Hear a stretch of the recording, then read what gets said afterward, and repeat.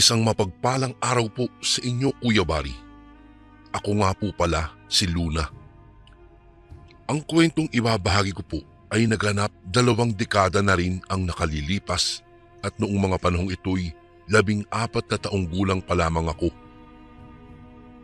Sa aming maliit na baryo ng Sipalay ay namamayani ang kapayapaan at katahimikan.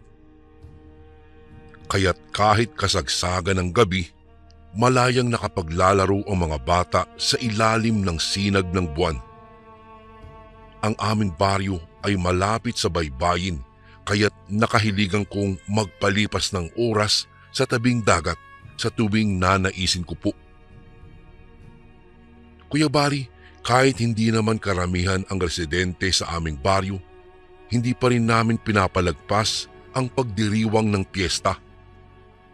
Nag-oorganisa ang aming kapitan ng iba't ibang aktibidad upang bigyang buhay ang pagdiriwang katulad ng sayawan, peryahan at siyempre ang ilan sa aming mga kabaryo ay naghahanda ng mga pagkain.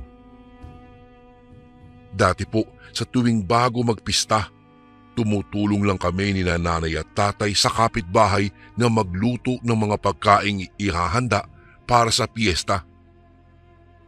Wala po kasi kaming perang panggastos. Nakakain lang kami ng karne sa tuwing may okasyon sa mga kapitbahay. Ngunit nang dumami po ang huli ni tatay ng mga isda na siyang ibinebenta sa palengke sa bayan, nagpasya ang mga magulang ko na kahit papaano'y makikiisa sa paghahanda. Napakasaya ko po dahil sa unang pagkakataon, mapupuno ng mga tao ang bahay namin. Kung dati-dati inaanyayahan lamang ako ng mga kaibigan kong makikain sa kanilang bahay tuwing fiesta po. Ngayon naman, ako naman ang mag-iimbita sa kanila. Nag-arkila din si tatay ng karaoke dahil hindi kompleto ang inuman nilang magkakaibigan kung walang kantahan. Habang inihahanda ang mga sangkap ng iba't ibang putaheng lulutuin, nautusan ako ni nanay na manghiram daw ng mga tray o lalagyan ng mga putahe kina Aling Susana dahil wala po kaming masyadong gamit. Nasa 10 minuto lang naman ang gugugulin sa pagpunta sa bahay nila Aling Susana. Sa kalagitnaan ng aking paglalakad, isang hindi pamilyar na lalaki ang nakita kong nakasandal sa punong mangga sa gilid ng kalsada. Nagmamasid lamang siya sa paligid, ngunit may nararamdaman akong kakaiba sa kanyang presensya. Hindi ko po alam, ngunit pinanindigan ako ng mga balahibo, gayong tahimik lamang siyang nakatayo sa kanyang kinaroroonan. Hindi ko pa siya nakita ni isang beses bukod sa araw na iyon. Sa isip ko'y baka dumayo lamang para sa sayawan mamayang gabi, kaya naman hindi ko na ito binigyan pa ng pansin, saka nagpatuloy sa aking paglalakad. Sa aking pagtahak ng daan pabalik ng bahay, hindi ko na muling nakita pa ang lalaking nakasandal doon sa punong mangga. 1:00 ng hapon nagsimula ang salo-salo sa aming bahay. Napakadaming pumunta at may mga dumayo ring mula sa ibang mga baryo.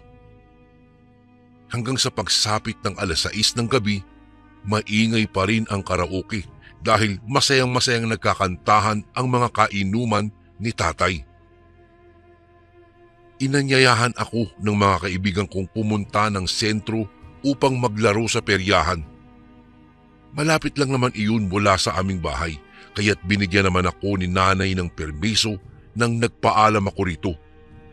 At isa pa, todo bantay naman ang mga tanod kaya't wala kaming ipinag-aalala.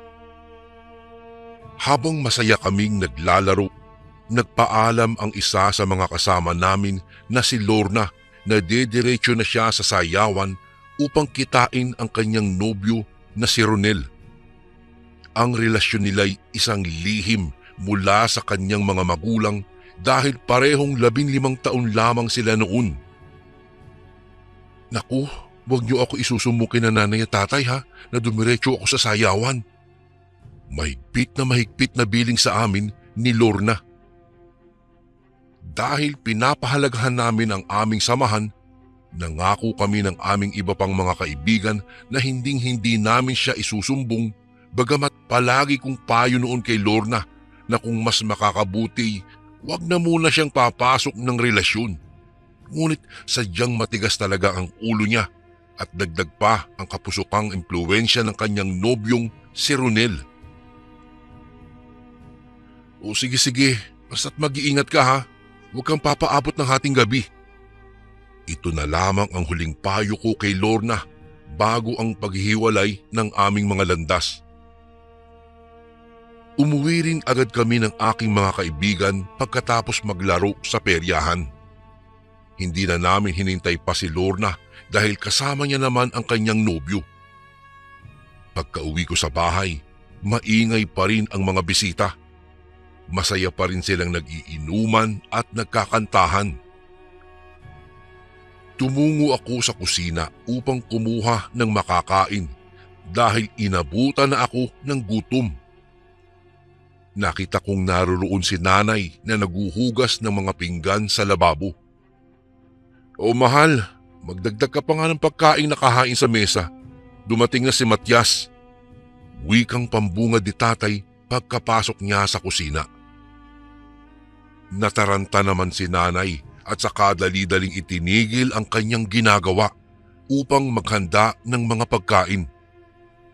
Ako na may tahimik lang na kumakain ng mga natirang handa habang ipinagtataka kung sino ang Matias na tinutukoy ni tatay. Hindi kasi pamilyar sa akin ang pangalan at wala naman akong kilalang residente sa baryo na nagngangalang Matias.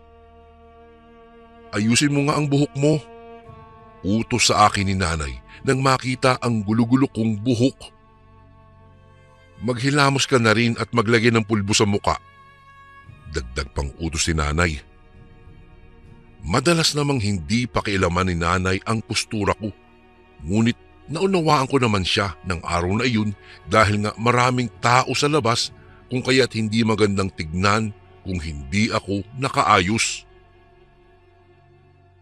Tumungo si nanay sa aming silid, bitbit ang isang bunting kalderong naglalaman ng hilaw na karne ng baboy. Habang pinupunasan ng tuwalya ang aking basang mukha, tinanong ko si nanay kung bakit hilaw na karne ang nakalagay sa kaldero pero wala akong natanggap na sagot sa kanya. Nakapagtataka rin dahil malugod nilang pinatuloy iyong si Matias sa aming silid imbis na sa balkonahe kung saan nagtitipon-tipon ang mga bisita.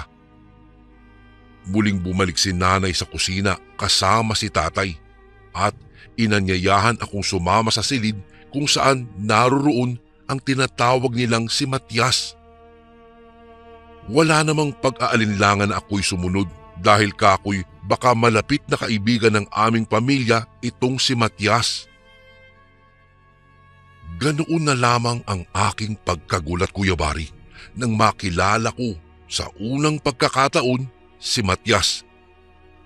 Siya ang lalaking nakita kong nakasandal sa punong mangga doon sa gilid ng kalsada noong inutusan ako ni nanay na manghiram ng mga lagayan ng ulam kila Aling Susana.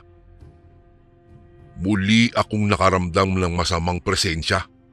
Hindi ko mawari kung ano bang pinanggagalingan nito. Sumilay bigla ang ngiti sa mga labi ng lalaki habang ang kanyang mga mata naman ay nakatuon sa akin. Oh, ito nga pala yung anak naming si Luna.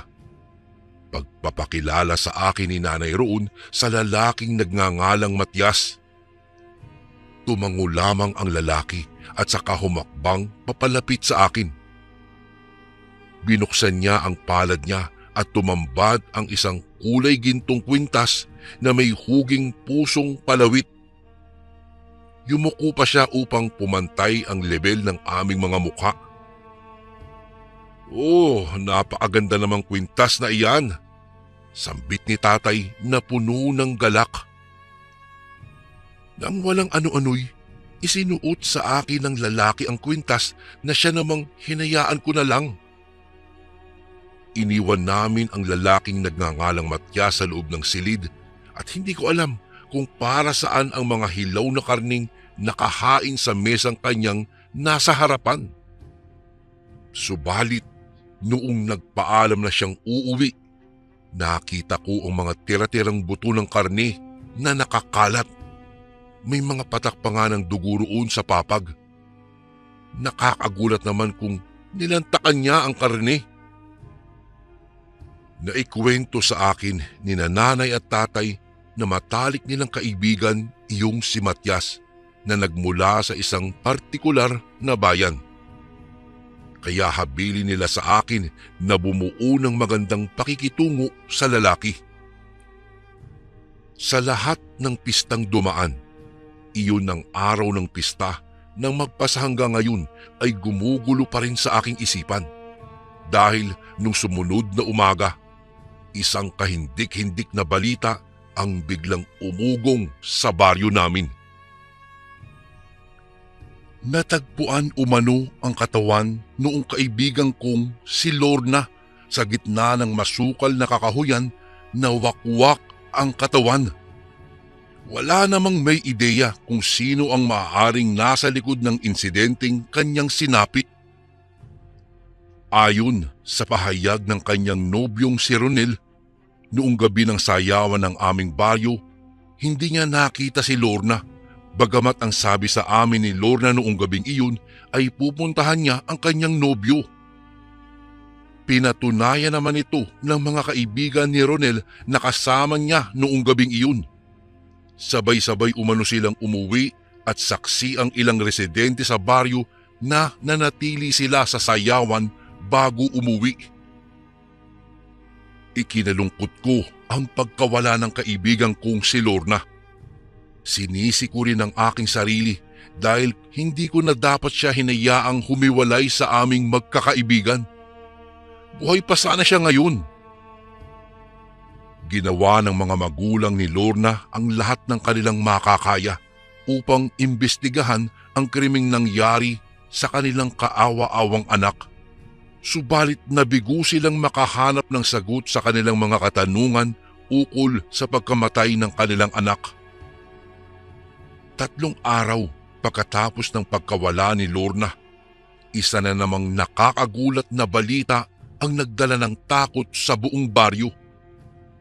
Isang dalaga na namang nagngangalang Analisa ang natagpuang wakwak ang katawan sa isang masukal na damuhan sa tabi ng kalsada ng magbubukang liwayway na. Lumantad ang isang residente sa aming baryo at isiniwalat ang kanyang nasaksihan bago mapabalitang nawawala ang nasabing dalaga. Ayon sa kanyang pahayag, 8:00 ng gabi noon nang masaksihan niya ang isang itim na asong may hindi pangkaraniwang hitsura na nanggaling daw sa masukal na damuhan. Bit-bit nito ang isang pirasong punit-punit na damit sa kanyang bibig. Ang tela ay kulay kahel na kapareho ng kulay ng damit na ayon sa mga magulang ng dalaga ay ang huling suot ng kanilang anak bago matagpuan ng katawan nitong wala ng buhay. Nakakapangilabot ang bawat pangyayari. Doon nagsimula ang tsismis sa aming baryo na may nananalasang aswang sa aming lugar. Pinaniniwalaan nilang ang aso na nakita ng lalaking tumayong testigo ay isang hindi ordinaryong aso lamang, kung hindi ay aswang na nagkukubli sa wangis ng hayop. Pumunta kami ni nanay at tatay sa lamay ni Analisa upang iparating ang aming pakikiramay sa naulila nitong pamilya. Nakita ko roon si Ronel na ilang araw ko ring hindi nakita magmula nang mawala ang kanyang nobyang si Lorna. Ni hindi rin ito bumisita sa burol ng aking kaibigan dahil sa labis na pagkadismaya sa kanya ng mga magulang ni Lorna nang mapag-alaman ang tungkol sa kanilang lihim na relasyon. Matamlay pa rin ang kanyang mga mata at bakas na bakas pa rin sa kanyang muka ang matinding lungkot na idinulot ng pagkawala ni Lorna. Nakaupo ito sa isa sa mga silyang nakahanay sa tapat ng kabaong. Habang abala sa pakikipag-usap sina nanay at tatay sa iba pang mga bisita, lumapit ako kay Ronel upang kamustahin ang kalagayan nito. Dapat hindi ko na lang siya inaya na makipagkita sa akin noong gabi ng pista. Hindi sana nangyari ang lahat. Sana rin nag-abala akong hanapin siya noong hindi siya dumating.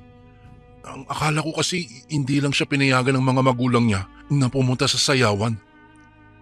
Naghihinagpis na wika ni Ronel habang ang mga titig niya'y nakatuon sa kawalan.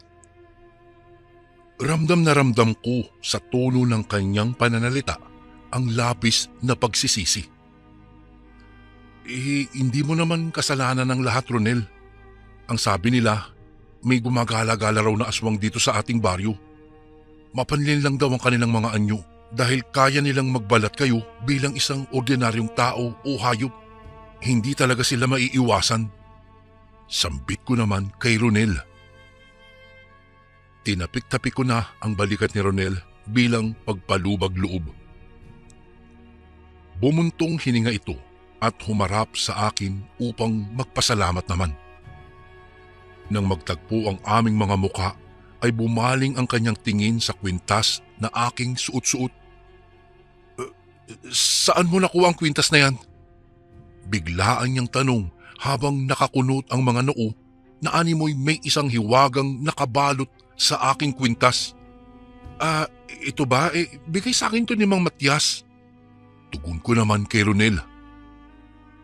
Tinanong naman ako ni Ronel kung sino ang Matias na tinutukoy ko. Sagot ko na may isang lalaking nakilala ko noong gabi ng pista na kinalaunan ay ipinakilala sa akin ni tatay at nanay bilang isang malapit na kaibigan nila. Bagamat may naiwan pa ring bakas na kuryosidad sa reaksyon ni Ronel, hindi na ito nagbitiw pa ng karagdagang mga katanungan at tinanguan na lamang ako. Noong makauwi kami sa bahay, nagwika si nanay. O bukas anak, bibisita rito si Matias, kaya't mag-ayos ka ng postura mo ha? Habilin sa akin ni nanay nang makauwi na nga kami. Magalang ko namang sinang-ayunan si nanay bago tumungo sa aking silid.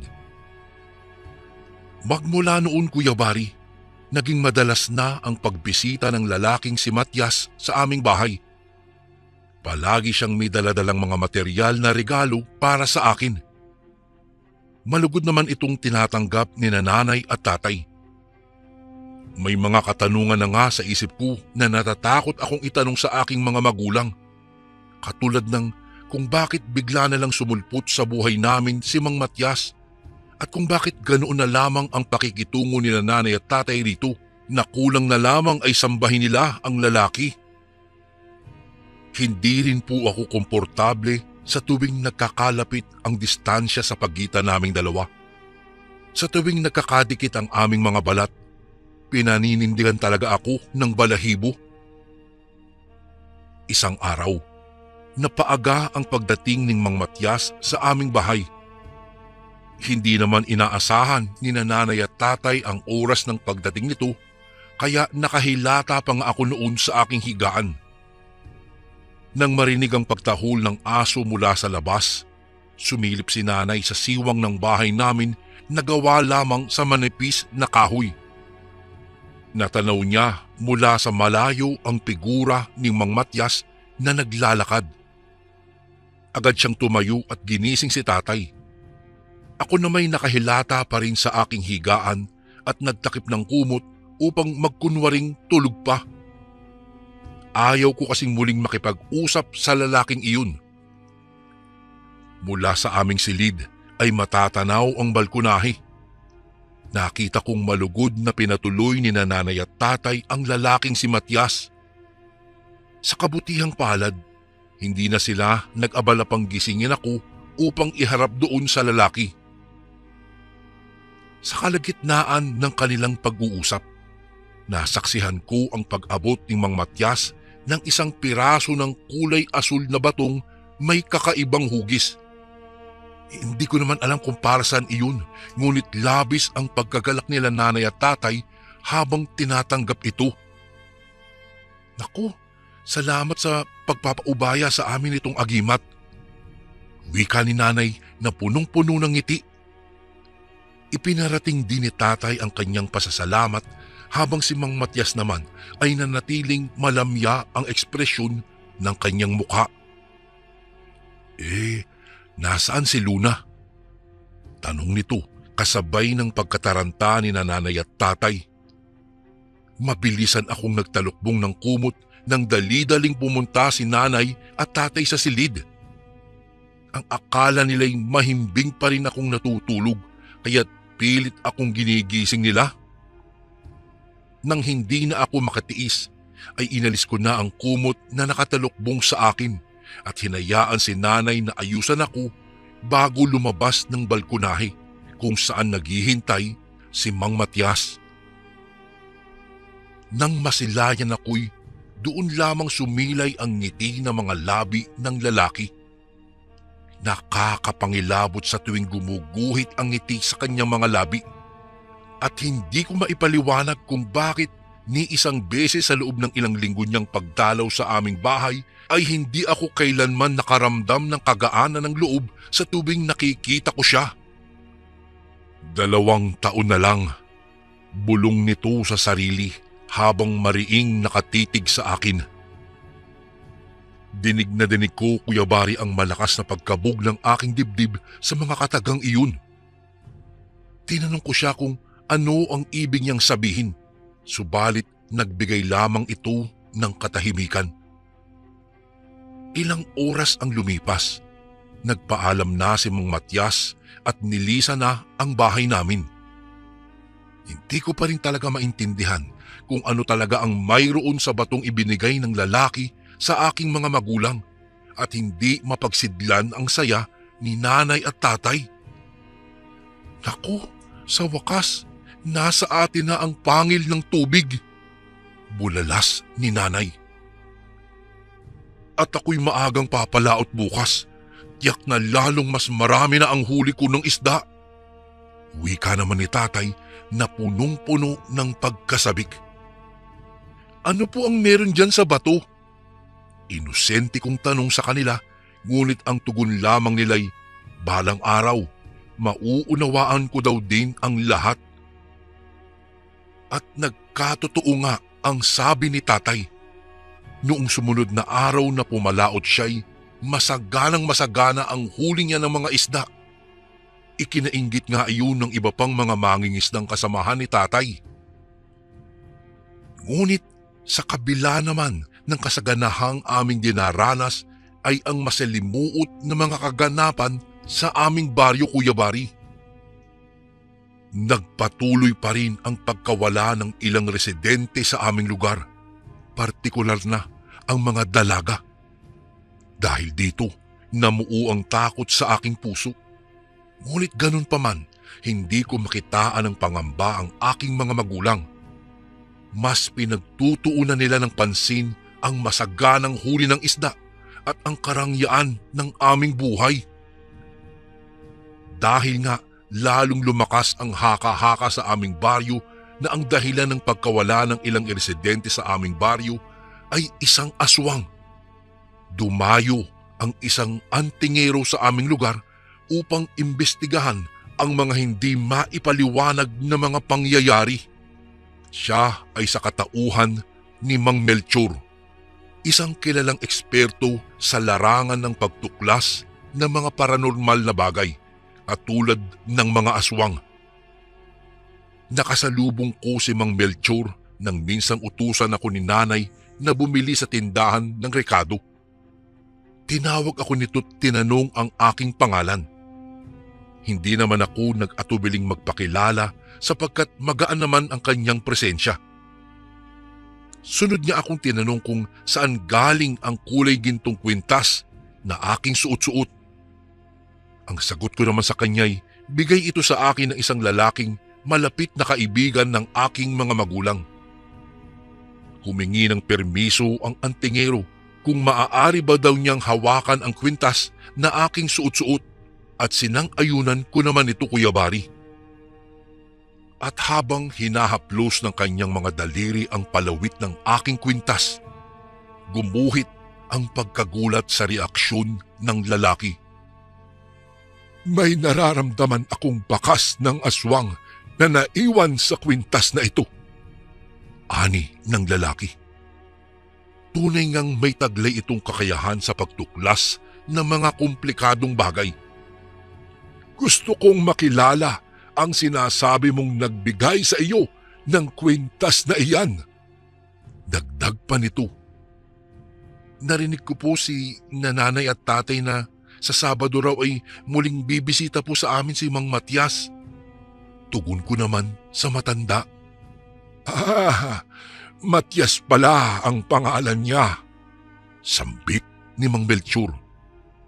Sinabi nito sa akin na sa Sabado daw ay bibisita daw siya sa aming bahay upang makilala ng personal si Mang Matias at paalala niya'y panatilihin ko daw lihim sa pagitan naming dalawa ang balak niyang pagbisita na siya namang sinang-ayunan ko. Sa pagdaan ng ilang araw, muli kong nakausap si Ronel. Sa kabutihang palad na may unti-unti na siyang bumabalik sa huwisyo magmula nang mawala ang nobya niyang si Lorna. Napag-usapan namin ang mga tsismis sa baryo na may nananalasang aswang sa aming lugar. Upang duktungan ang aming paksa, naikwento ko sa kanya ang pakikipag-usap ko kay Mang Melchor at ang sinabi nitong may naiwang bakas ng aswang sa aking suot na kwintas at ang nakakadudang pagkakakilanlan ni Mang Matias. Panandali ang nanahimik si Ronel at makalipas lamang ang ilang sandali, sinabi niyang napukaw rin ng kwintas ang kanyang atensyon noong unang beses na nakita niyang suot-suot ko ito. Sa kadahilanang parehong-pareho ito sa kwintas na ibinigay niya kay Lorna bago sumapit ang bisperas ng pista. Hindi na raw siya nag-abala pang banggitin ng tungkol dito noong una sapagkat naisip niyang baka sumama daw ang aking loob kung ipagkukumpara niya pa ang kwintas ko sa kwintas ng yumao kong kaibigang si Lorna. Mas lalo akong binalot ng pagdududa at pangamba. Natitiyak kong mayroong lihim akong dapat na matuklasan. Noong sumapit ang Sabado, hindi nga ako nagkamali tungkol sa pagbisita ni Mang Matias sa aming bahay. Tulad ng kinasanayan, malugod itong pinatuloy ni nanay at tatay.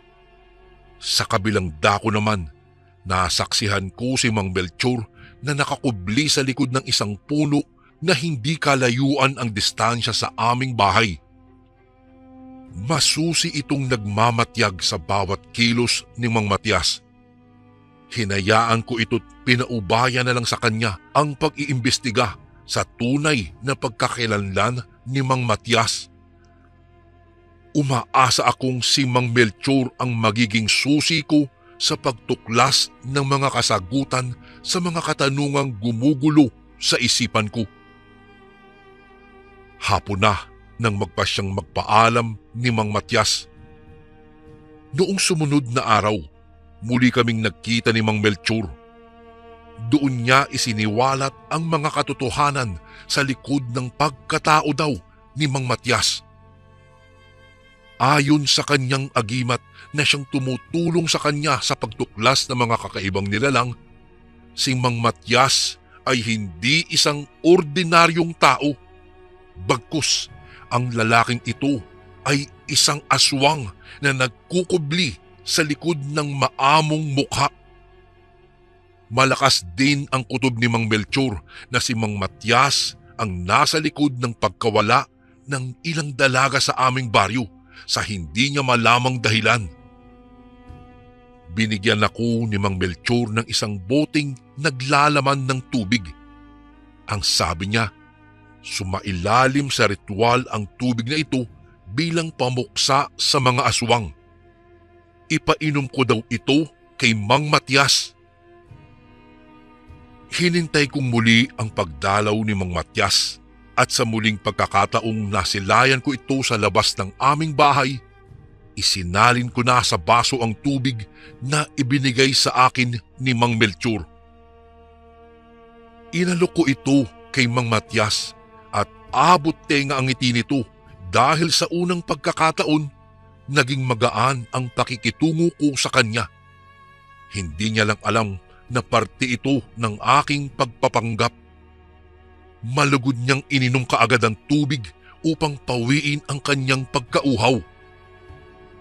Nang wala na ni isang patak ang natira sa baso, unti-unting nanghina ang katawan ni Mang Matias at naging itim ang dating masiglang kulay ng kanyang balat. Ang mga mata nito'y naging purong puti at ang kanyang katawan ay nagkaroon ng kaliskis. Nakakahilakbot ang hitsura nito. Noong mga sandaling iyon ay natiyak ko na isa siyang aswang. Agad namang rumisponde si nanay at tatay pero sa kabilang dako ay nagtatago lamang si Mang Melchor sa bakuran namin na hindi naman lingid sa aking kaalaman. Nang senyasan ko ito, lumabas ito sa kanyang pinagtataguan, bitbit ang isang lubid at iginapos ang mga kamay ng nanghihinang si Mang Matias na kinalaunan ay inagawa na ng buhay. Buong pagtataka naman ni nanay at tatay, ngunit pinaalalahanan ko silang ipaubaya ang mga kaganapan kay Mang Melchor. Sa tulong ni Mang Melchor, natugis ang aswang na kumikitil ng maraming buhay sa aming baryo. Sa pagwawakas ng pananala ni Mang Matias, ibinunyag sa akin ni nanay at tatay ang tunay na ugnayan nila sa isang aswang. Si Mang Matias ay isang aswang ng katubigan na nakilala ni tatay sa gitna ng kanyang pamamalaot. Ang aswang daw ay nagmamay-ari ng isang uri ng agimat na may kakayahang magdulot ng swerte sa mga mangingisda o ang pangil ng tubig. Nangako ang aswang na ipapaubaya niya ito kay tatay kung papayag daw si tatay na itakda itong ipakasal sa akin sa pagtungtong ko sa edad na 16. Ang ibig sabihin nito'y sasailalim ako sa kanyang pamumuno upang maging isa sa mga aswang ng katubigan. Dulot din siguro ng labis na pagkagusto sa akin ni Mang Matias, pinili nitong paslangin ang mga dalaga sa aming lugar upang walang sino man ang makahihigit sa akin. Nang marinig ang mga isiniwalat ni nanay at tatay, sumama talaga ang loob ko sa kanila. Ngunit sa pagdaan ng panahon, natutunan ko rin silang pagbigyan sila sa hinihiling nilang kapatawaran. Ipinayo din ni Mang Melchor na itapon ang agimat sa kailaliman ng dagat at wag nang panatilihin ito sa aming pangangalaga upang hindi na makaakit pa ng panganib. Sa paglipas po ng panahon, Kuya Bari, natuto din ang aking mga magulang na magsikap sa sariling kayod nila. Hindi na rin sila umaasa na magkaroon pa ng swerte. At dahil din sa kanilang kasakiman, maraming buhay ang nalagas. Naging isang malaking aral ito para sa aking mga magulang. At magpahanggang ngayon, Kuya Bari, ay hinding-hindi ko na malilimutan ito habang ako'y namubuhay sa mundong ito. Hanggang dito na lang po ang aking kwento, Kuya Bari. Maraming salamat po kung sakaling mabasa nyo rin po ito sa inyong channel. Sana po magustuhan ito ng mga kasundo natin na nakikinig ngayon. Lubos na gumagalang, Luna. Lagi ka bang nangihina?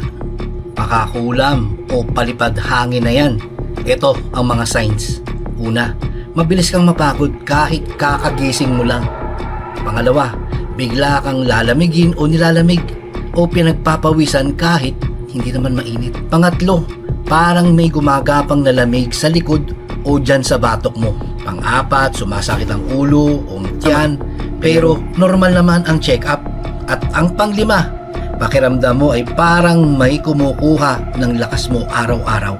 Kaya marami sa amin ang kumuha ng Kaligon bracelet bilang personal na panangga.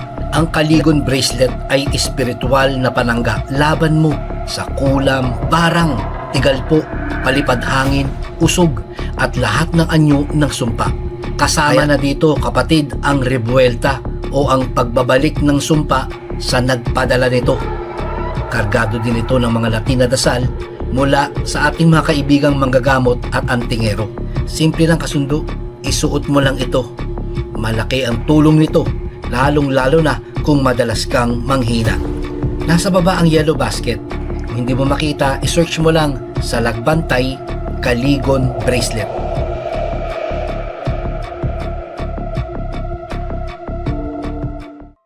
Isang mapagpalang araw po sa inyo, Kuya Barry. Tawagin niyo na lang po ako sa pangalang Edgar. Kuya Barry, kasalukuyan po nakatira po ako dito sa bayan ng Cotabato. Nais ko lang pong ibahagi sa inyo ang aking isang karanasan na hindi ko po malilimutan tungkol sa isang kababalaghan. Nangyari po ang karanasang ito, dekada 70. Isang araw, habang kami ay papaakyat ng bundok upang mangaso ng aking mga kaibigan na itago na lang po natin sa pangalang Dennis at Carlo. At dahil sa nawiwili kami sa panghuhuli ng hayop, hindi na po namin napansin na napapalayo na pala kami at tila ba nasa liblib na kami ng kagubatan. Maya-maya pa ay nakahuli na naman kami ng iba't ibang uri na makakain na mga hayop.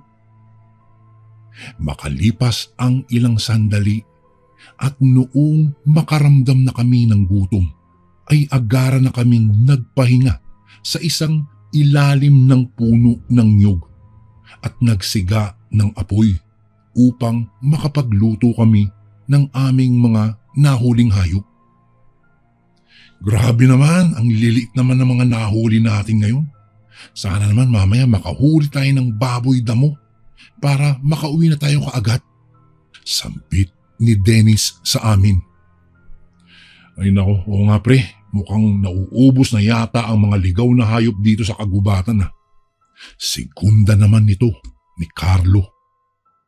Habang naghihintay kaming maluto ang mga kinatay naming hayop, ay naisipan kong magmasid-masid sa paligid.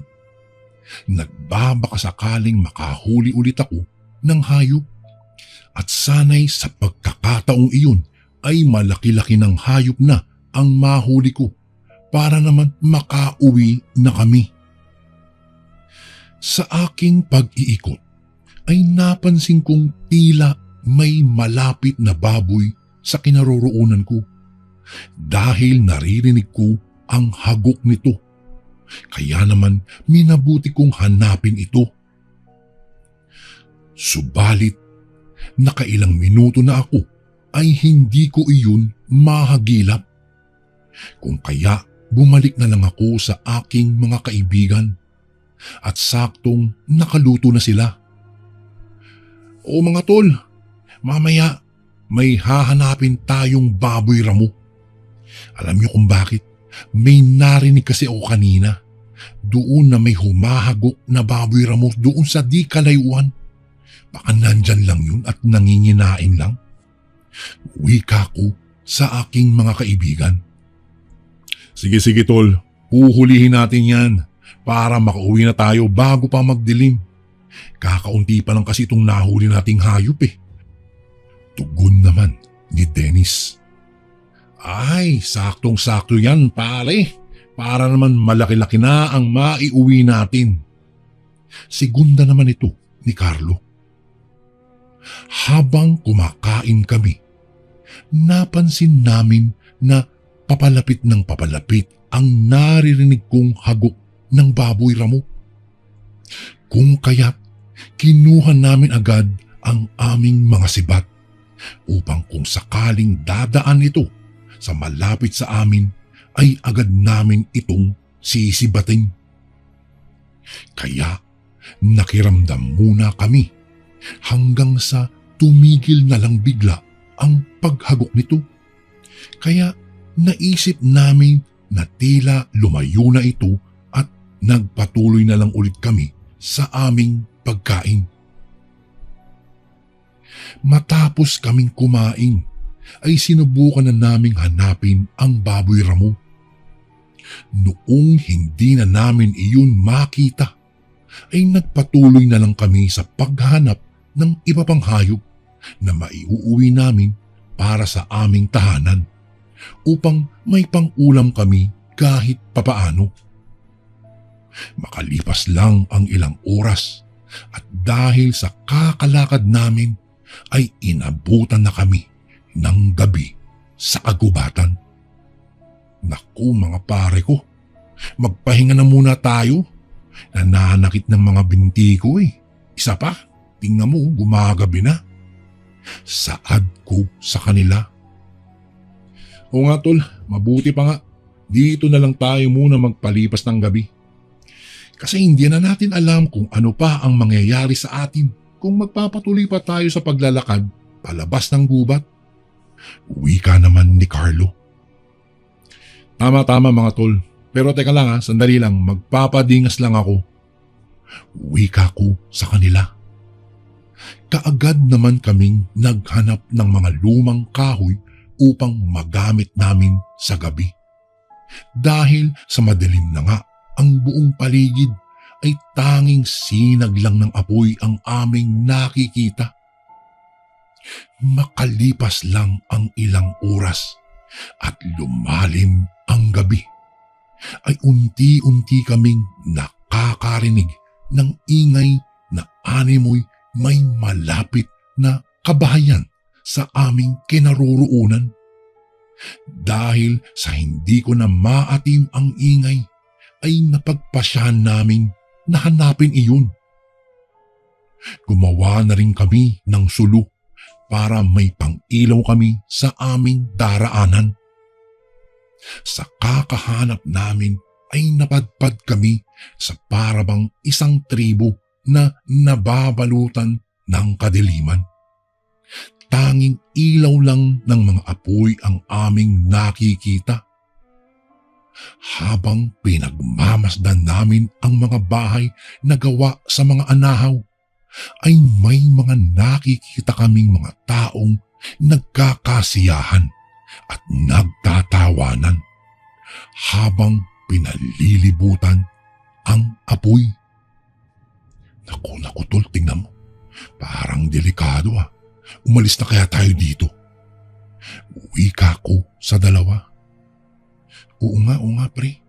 Bumalik na lang tayo sa kinaroroonan natin kanina.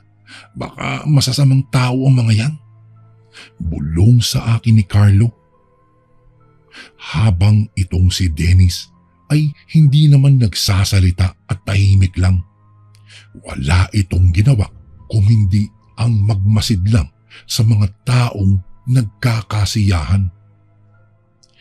Dahil sa hindi pa nakontento itong si Dennis, ay lumapit pa talaga ito ng bahagya.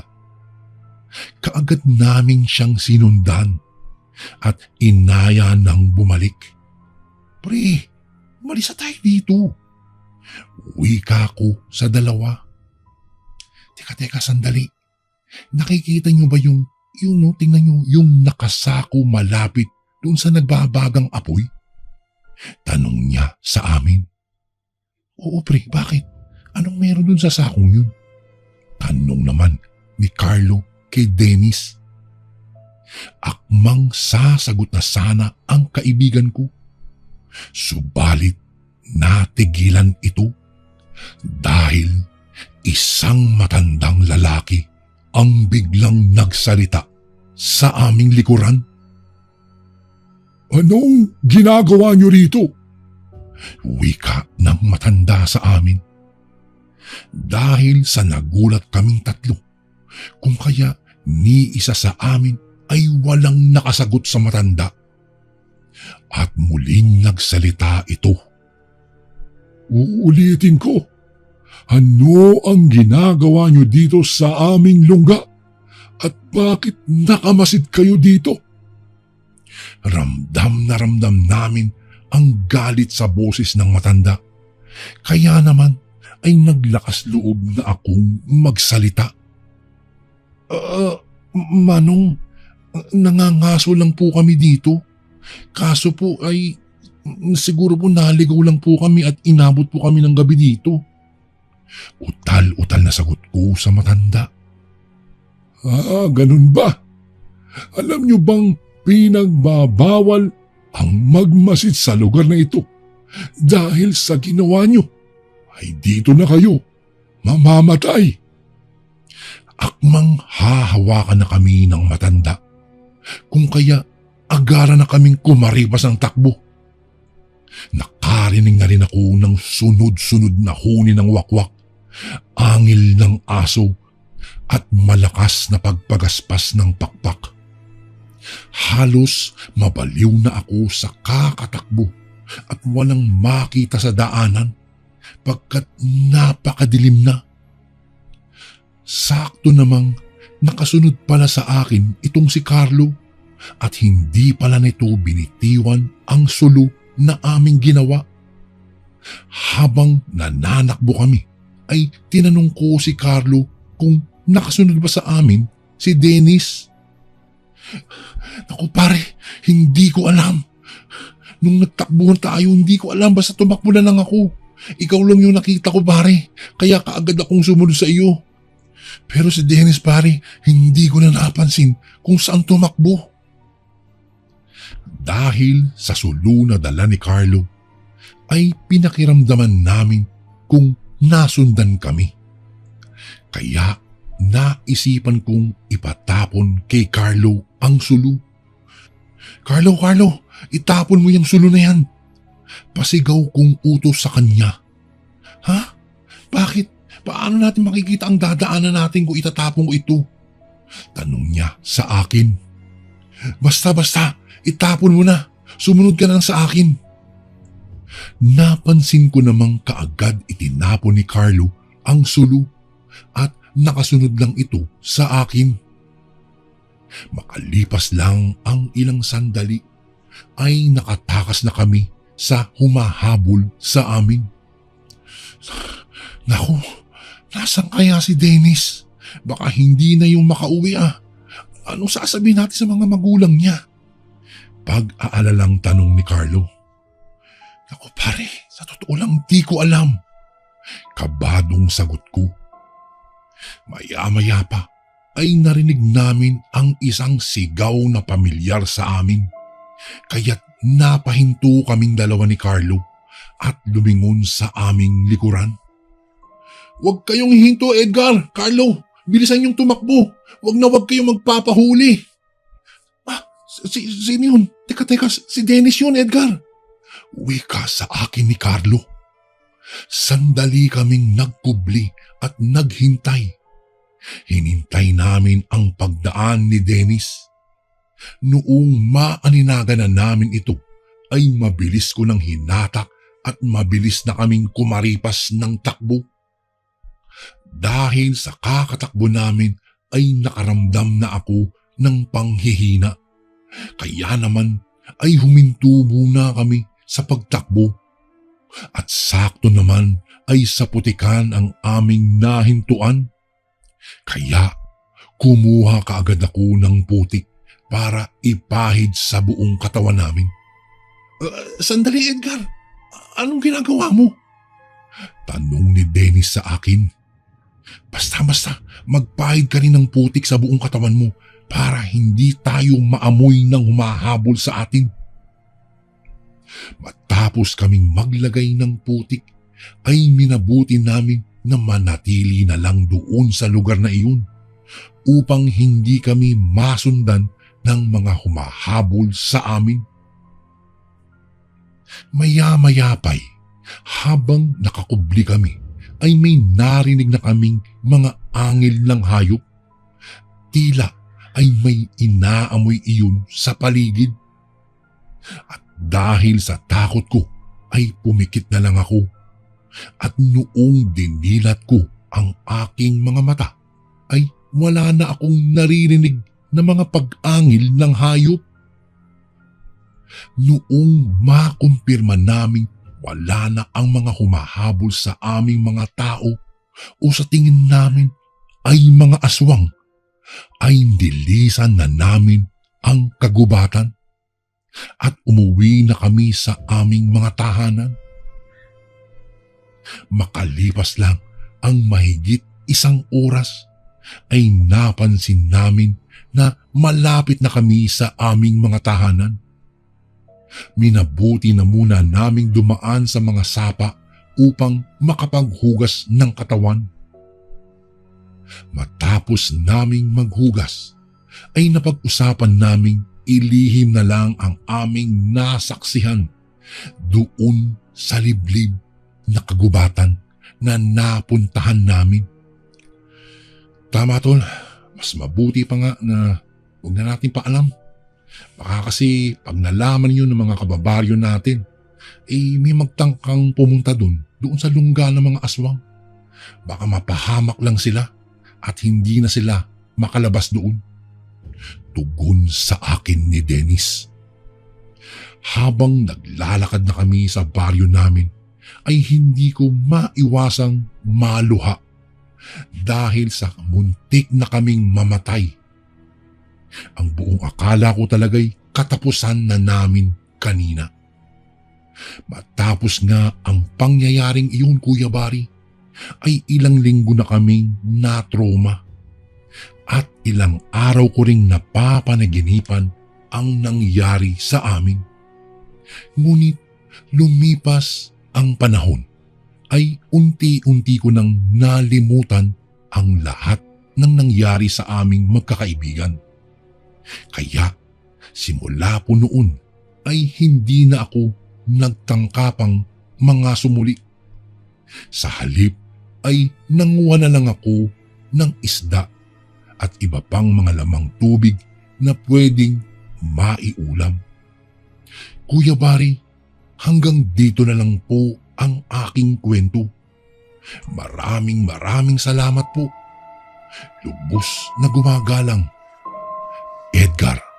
At ito naman po ang ating pangatlong kwento. Mapagpalang araw sa iyo, Kuya Bari. Tawagin niyo na lang po ako sa pangalang James. Kasalukuyan akong nakatira dito sa lugar ng Bacolod. Nais ko lamang ibahagi sa inyo ang aking karanasan tungkol sa kababalagan. Siya nga pala, Kuya Bari. Nangyari ang karanasan kong ito dekada 90. Hindi ko na lamang babanggitin kung saan dito sa Bacolod nangyari ang aking karanasang ito. Isang araw noon, habang tinutulungan ko ang aking ina sa paglalaba, ay sakto naman na dumating itong kaibigan na tawagin na lamang natin sa pangalang Ken. O Ken, ikaw pala. Anong sa atin at napasyal ka? Tanong ko sa kanya nang makalapit ito sa akin. May lalakarin ka ba ngayon, par? Kung wala pa, baka naman pwede tayong mamiesta sa kalapit baryo. Anya nito sa akin. Kailan naman yan? Tanong ko dito. Ngayon sana kung wala kang ginagawa. Naku, wrong timing ka, Ken. Tinutulungan kong maglabas si mama ngayon eh. Sagot ko dito. Kahit mamaya na lang par pagkatapos niyong maglaba. Pwede pa naman mamaya eh. Saad nito. Sige tol, balikan mo na lang ako dito sa bahay mamayang hapon. Saad ko sa kanya. Ayos. Sige. Mamaya na lang James, uwi na muna ako ha. Uwi ka ng kaibigan ko sa masayang boses. Kung kaya tumango ako at sinabihan siyang mag-iingat sa pag-uwi. Nang makalis na si Ken ay agad naman akong bumalik sa paglalaba. Nay, pwede ho ba akong sumama sa kaibigan ko mamayang hapon? Mamimiesta lang ho kami sa kalapit baryo. Pagpapaalam ko sa aking ina. Ganon ba? O siya, sige, pagtapos natin dito, pwede na kayong umalis ni Ken. Sagot nito sa akin. Ngumiti ako sa aking ina at nagpasalamat. Makalipas ang ilang oras ay natapos na kami maglaba. Subalit dahil sa marami kaming nilabhang damit, kaya naman imbis na magpahinga lang ako ng sandali, ay hindi ko na malayang nakatulog na pala ako at umaga na nga ako ng magising. Dahil sa umaga na ay kaagad akong bumangon upang magkape. Maya-maya pa ay nakita ko si Ken na naglakad papunta sa bahay namin. "O James, anong nangyarit ba't hindi ka nagparamdam kagabi?" Kunot noong tanong nito. "Nako Ken, pasensya na. Naku, nasobrahan yata ako sa pagod kahapon tol. Kaya nakatulog ako. Pasensya na Ken, babawi na lang ako sa'yo sa susunod." Wika ko't nang hihingi ng paumanhin. "Naku, tapos na yung piyesta na pupuntahan natin kagabi. Sige tol, pangako mo yan ha. Babawi ka sa susunod." "Oo Ken, pangako. Pasensya ka na talaga." Wika ko't napapakamot sa ulo. "Siya nga pala James. Sa susunod na araw may punta tayo sa kakilala ko. May piyesta kasi roon. Kaya lang medyo malayo yun dito sa baryo. Saad ni Ken sa akin. "Sige par, walang problema. Para makagala naman tayo ulit. Matagal-tagal na kasi akong naburo dito sa bahay." Biro ko kay Ken. Sige. Paano, uwi na muna ako tol? May gagawin lang ako sa amin." Pagpapaalam nito. "James, bumili ka nga muna ng gulay at karne sa bayan para may pang-ulam tayo mamayang tanghali at hapunan. Para hindi na tayo bibili mamayang hapon." Agad naman akong lumapit sa aking ina at kinuha ang pambili ng ulam namin. Nang makuha ko na ang pambili ay agad na akong lumakad patungong bayan. Noong dumating ako sa bayan, Kuya Barry, ay nakita ko itong aking kaibigan na may kasamang babae. "Ken," tawag ko sa aking kaibigan. "O James, ikaw pala. Anong ginagawa mo dito?" Tanong nito sa akin. "Mamimili ng ulam namin para mamayang tanghalian at hapunan." Tugon ko dito. "Ikaw ba? Sino yung kasama mo? Nobya mo ba?" Ani ako sabay tawa. Hindi par. Maiksing wika nito sa akin at kagad niyang ipinakilala kami sa isa't isa. Kaagad ko namang iniabot ang aking kamay sa nagngangalang Ana at nakipagkilala ako ng maayos. Matapos namin magpakilala sa isa't isa, ay sandali pa kami nagkwentuhan. "Siya nga pala par, Ana. Alis na muna ako ha, may inuutos pa kasi si nanay eh." Pagpapaalam ko sa kanila. "Sige tol, mag-iingat ka." Tugon naman ang kaibigan kong si Ken sa akin. Matapos ko magpaalam ay nagtungo na ako sa talipapa. Nang makarating na ako sa bilihan, ay agad na akong namili ng karne at gulay. Pagkatapos ko makabili ay agad na akong umuwi, sapagkat magtatanghali na. At sakto naman pagkarating ko, ay nakaluto na ang aking ina ng makakain namin sa tanghalian. "O, nandito ka na pala James. Ilapag mo na yan doon sa kusina at nang makapagtanghalian na tayo.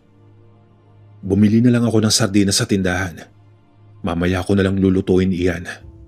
Wika ng aking ina. Nang matapos na akong kumain ay naisipan kong pumunta sa bahay ng kaibigan ko at nagbaka sakaling kasama niya pa si Ana. Nang makarating na ako sa kanilang bahay, ay siya na lang ang nakita ko. Kung kaya nahihiyaman ay tinanong ko na siya kung kasabay niya bang umuwi si Ana. "Oo tol, hinatid ko na para sa'yo." Biro nito sa akin. Napalatak naman ako ng tawa at napapakamot sa ulo. "Gusto mo mamaya tumambay tayo sa tapat ng bahay niyo? Isasama ko si Ana para makita mo ulit siya." Wika ni Ken sa akin. "Sige, total naman wala akong gagawin mamaya eh. Ani ako dito. Pero kung gusto mo James, puntahan na lang natin sa kanila para naman makilala mo din ang magulang niya." Suwestyon ni Ken sa akin. "Pwede rin naman par.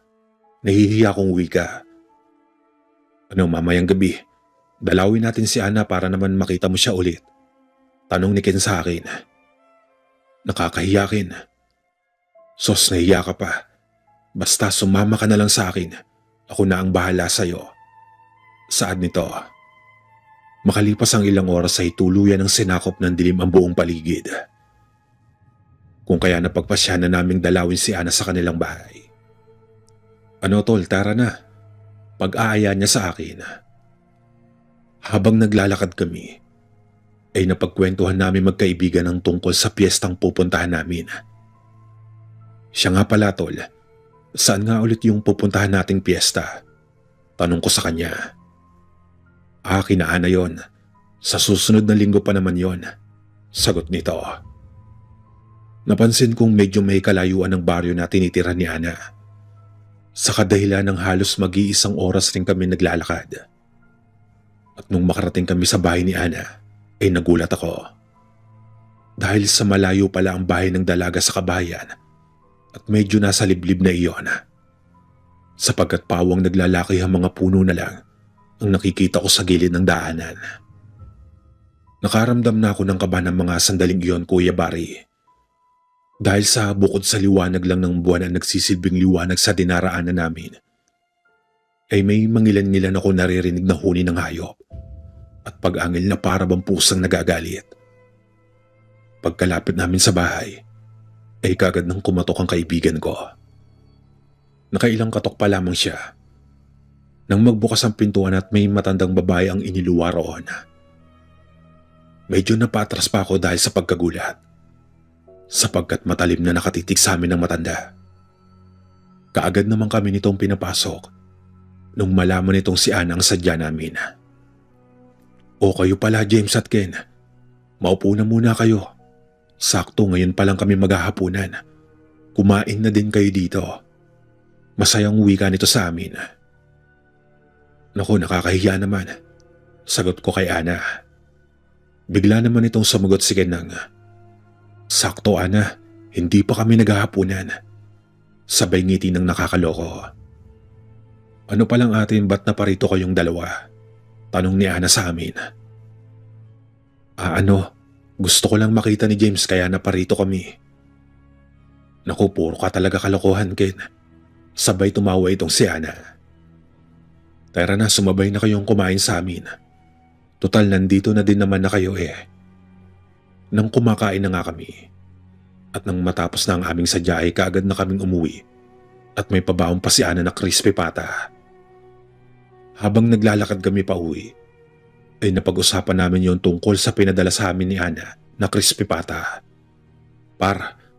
Siguro si Ana ang nagluto ng crispy pata na yan, no? Wika ko kay Ken. Oo nga, James. Doon na lang sana natin to sa inyo kainin, James. Sige, Ken. Nang makauwi kami ay agad naming tinikman ng crispy pata. Agad din naman akong kumuha ng toyo at suka at pinigaan ko na din ng kalamansi ang ginawang sausawan. Matapos kong igayak ang sausawan, ay agad-agad akong kumuha ng panghiwa. Nang mahiwaan ko ang crispy pata, ay sinawsaw ko agad ito dahil sa kumuha muna ako ng tubig upang may panulak sa kakainin. Kaya naiwan kong nakababad ang hiniwa. Pero maya-maya pa ay bigla na lang sumigaw si Ken. At dahil sa pagkagulat ko ay agad kaming tumakbo ng aking ina patungo kay Ken. Hanggang sa makita namin si Ken na putlang-putla ang mukha nito sa tako. O Ken, bakit anong nangyari sa'yo at nagsisisigaw ka dyan? Tignan mo yung crispy pata. Bakit ganyan at bakit unti-unting bumabaho yan? Nang makita namin ay nagulat kami. Dahil sa nangitim ang naiwan kong nakababad sa sausawan at naging karne ng tao. Umaalingaso na rin ang napakabaho nito. Kung kaya agad namin iyong itinapon dahil sa hindi na namin kayang tiisin ang amoy nito sa aming bahay. Kinabukasan ay agad naming pinuntahan ang bahay nila Ana. Ngunit nang dumating kami sa lugar, ay ni isang bahay ay wala kaming nakita doon. Kaya mas pinili na lang namin ang umuwi upang mapag-isipan ang nangyari sa amin at kung saan namin hahanapin si Ana. Dahil hindi namin makita, ay pinahanap pa namin si Ana sa mga pulis. Pero wala na din pala ang paghahanap dahil ni anino ni Ana ay hindi na namin nakita. Hanggang dito na lang po, Kuya Barry. Sana'y mapili mo ang aking kwentong ito upang mapakinggan ng maraming nakikinig sa inyong channel ang aking karanasan. Muli ay maraming salamat po sa inyong lahat.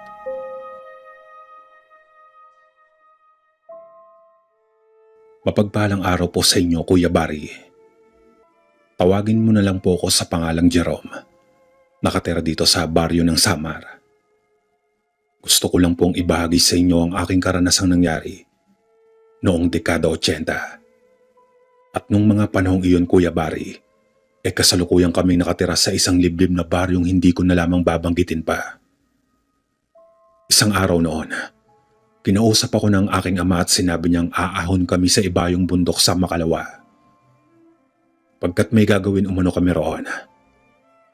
Tumango naman ako at sinabing wala naman akong gagawin sa susunod na araw, kaya po pwede akong sumama sa kanya.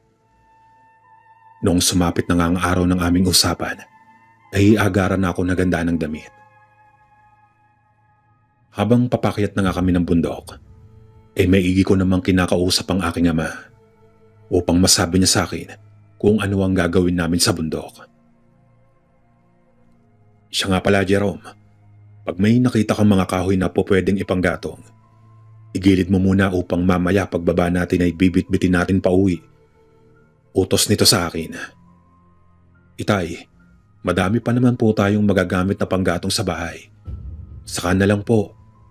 Wika ko naman sa kanya. Ganon ba? O siya, sige, kumuha ka na lang ng magugulay natin para mamaya may uulamin tayo sa bahay. Kaagad ko namang sinunod ang utos ng aking ama.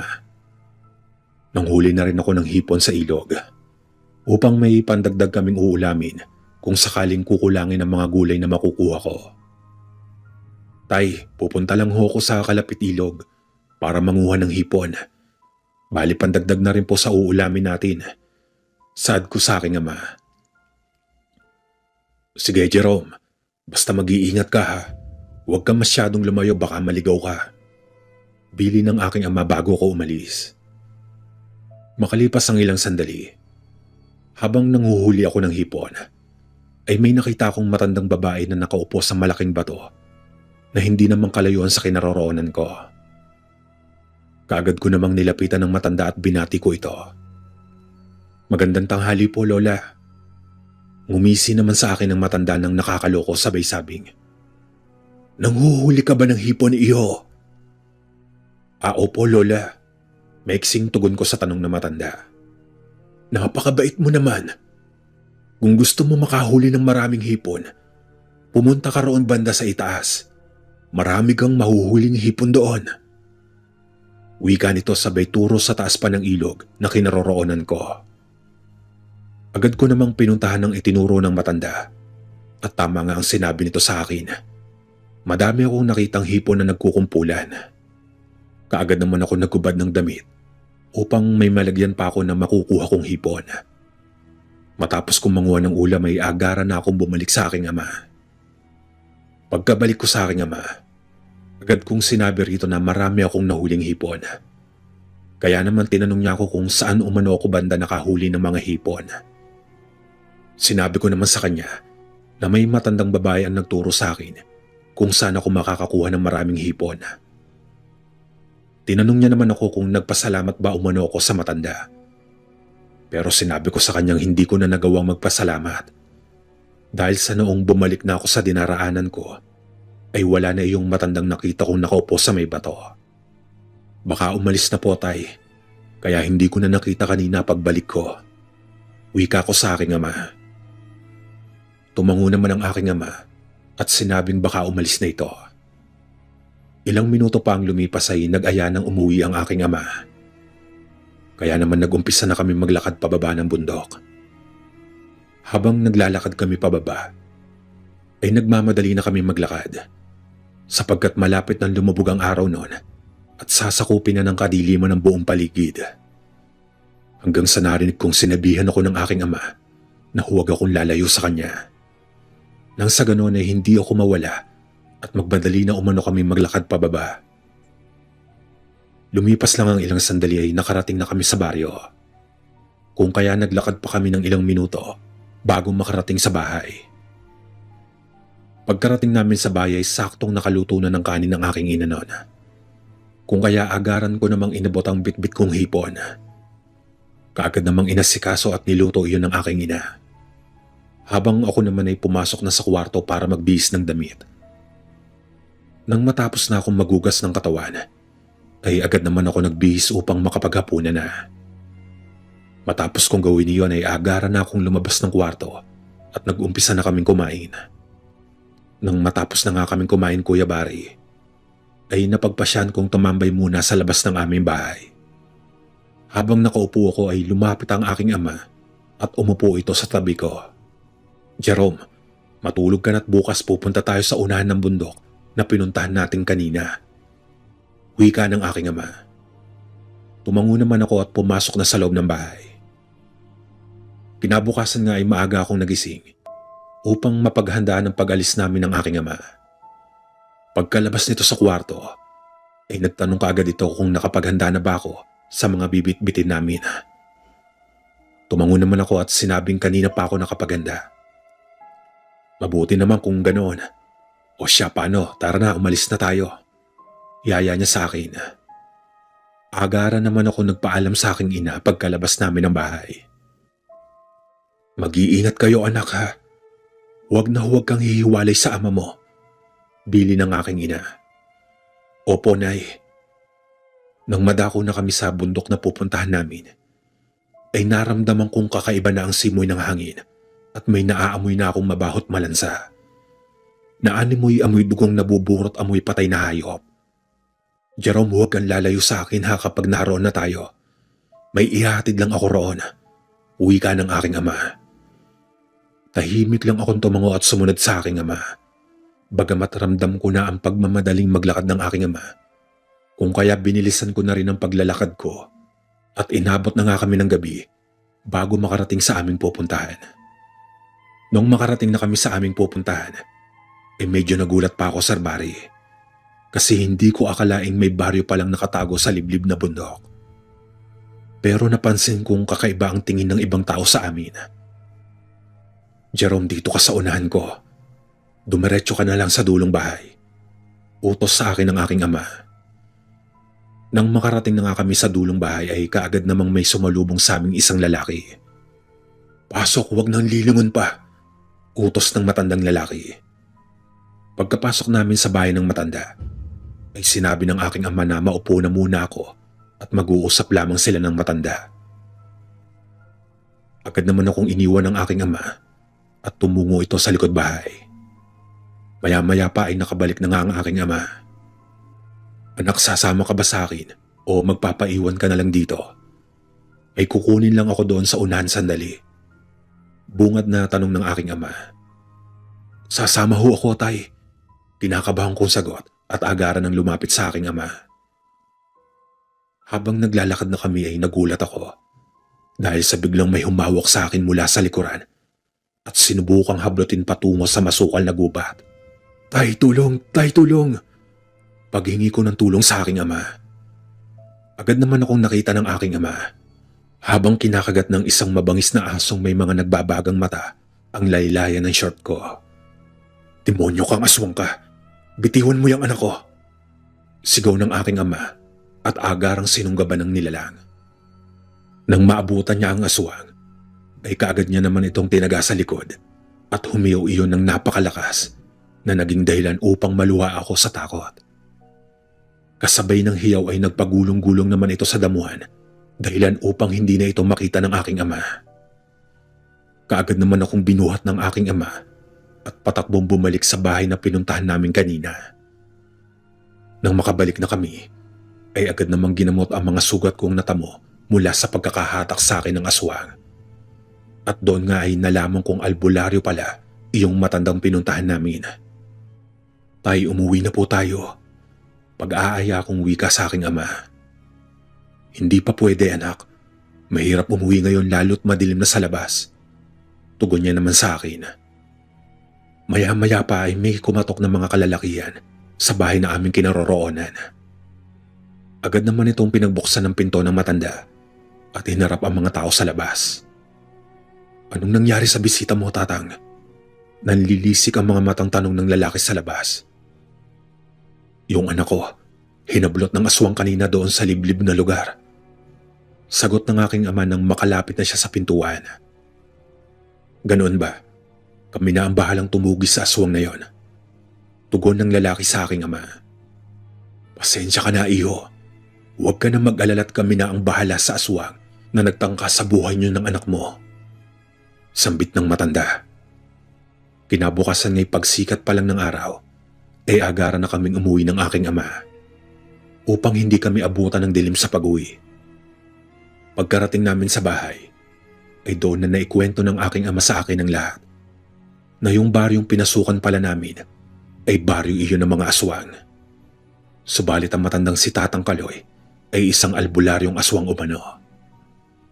Minsan na itong iniligtas ng aking ama sa gitna ng bundok, kung kaya naging kaibigan niya na ito at kaya kami umahon roon ay may ipinasuyo ang matanda sa aking ama na dalhin roon sa kanyang tirahan. Simula nga po noon, Kuya Barry, ay hindi na ako muli pang sumasama sa aking ama sa tuwing may ipinapasuyong gamit ang matandang albularyong aswang na dalhin ng aking ama sa tinitirahan nitong nakatagong baryo sa bundok. Hanggang dito na lang po ang aking kwento. Maraming salamat. Lagi ka bang nangihina? Pakakulam o palipad hangin na yan? Ito ang mga signs. Una, mabilis kang mapagod kahit kakagising mo lang. Pangalawa, bigla kang lalamigin o nilalamig o pinagpapawisan kahit hindi naman mainit. Pangatlo, parang may gumagapang na lamig sa likod o dyan sa batok mo. Pang-apat, sumasakit ang ulo o tiyan pero normal naman ang check-up. At ang panglima, pakiramdam mo ay parang may kumukuha ng lakas mo araw-araw. Kaya marami sa amin ang kumuha ng Kaligon Bracelet bilang personal na panangga. Ang Kaligon Bracelet ay espiritual na panangga laban mo sa kulam, barang, tigalpo, palipad hangin, usog at lahat ng anyo ng sumpa. Kasama na dito, kapatid, ang rebuelta o ang pagbabalik ng sumpa sa nagpadala nito. Kargado din ito ng mga Latin na dasal mula sa ating mga kaibigang manggagamot at antingero. Simple lang kasundo, isuot mo lang ito. Malaki ang tulong nito, lalong-lalo na kung madalas kang manghina. Nasa baba ang yellow basket. Kung hindi mo makita, isearch mo lang sa Lagbantay Kaligon Bracelet.